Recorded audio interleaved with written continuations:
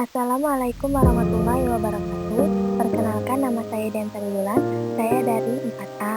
Saya akan menjelaskan filsafat pendidikan aliran perennialisme guna untuk memenuhi tugas MIT, mata kuliah filsafat pendidikan. Yang pertama, pengertian.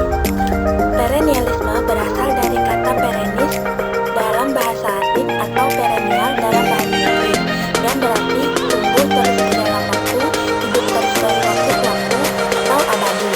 Penganut perennialisme memandang pola perkembangan kebudayaan sepanjang zaman adalah sebagai pengulangan dari apa yang pernah ada sebelumnya.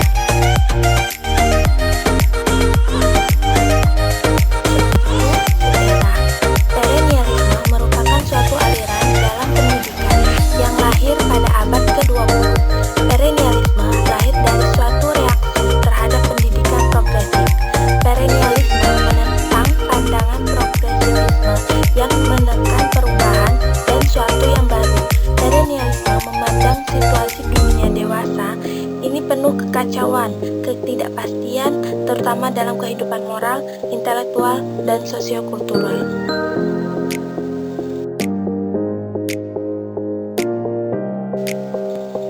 Solusi yang ditawarkan kaum perennialis adalah jalan mundur ke belakang dengan menggunakan kembali nilai-nilai atau prinsip-prinsip umum yang telah menjadi pandangan hidup yang utuh atau kuat pada zaman kuno dan abad pertengahan. Peradaban kuno atau Yunani purba dan abad pertengahan sebagai dasar budaya bangsa-bangsa di dunia dari masa ke masa, dari abad ke abad. Pandangan filsafat umum yang melandasinya. Yang pertama, ontologi. Manusia terutama membutuhkan jaminan bahwa realitas bersifat universal realitas itu ada dimanapun dan sama setiap waktu. Yang kedua, epistemologi. Perennialisme mengakui bahwa impresi atau kesan melalui pengamatan tentang individual thing adalah pangkal pengertian tentang kebenaran. Tetapi manusia akan memperoleh pengetahuan lebih tepat jika bersandar pada asas-asas kepercayaan dan bantuan wahyu. Dan itulah tahu dalam makna tertinggi yang ideal. Yang ketiga, aksiologi. Pandangan tentang hakikat, nilai, menurut perennialisme adalah pandangan mengenai hal-hal yang bersifat spiritual, yang absolut atau ideal, atau Tuhan adalah sumber nilai, dan oleh karena itu nilai selalu bersifat teologis. Selanjutnya, konsep dasar perennialisme. Yang pertama, hakikat pendidikan.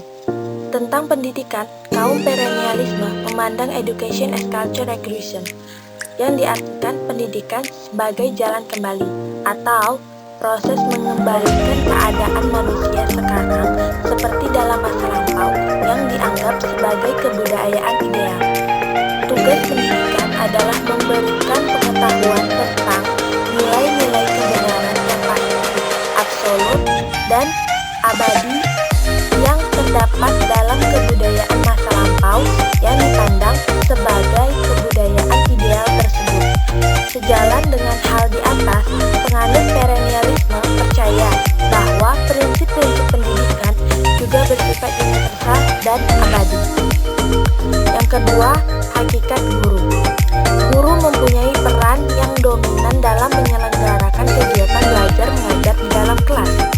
Guru hendaknya adalah orang yang menguasai cabang ilmu yang bertugas membimbing diskusi yang akan memudahkan siswa dalam menyimpulkan kebenaran yang tepat, tanpa celah, dan dipandang sebagai orang yang memiliki otoritas dalam suatu bidang pengetahuan dan keahliannya tidak diragukan. Yang ketiga, hakikat murid. Murid dalam aliran perennialisme merupakan makhluk yang dibimbing oleh prinsip-prinsip pertama, kebenaran-kebenaran abadi, pikiran mengangkat dunia biologis. Hakikat pendidikan, upaya proses transformasi pengetahuan dan nilai pada subjek didik, mencakup totalitas aspek kemanusiaan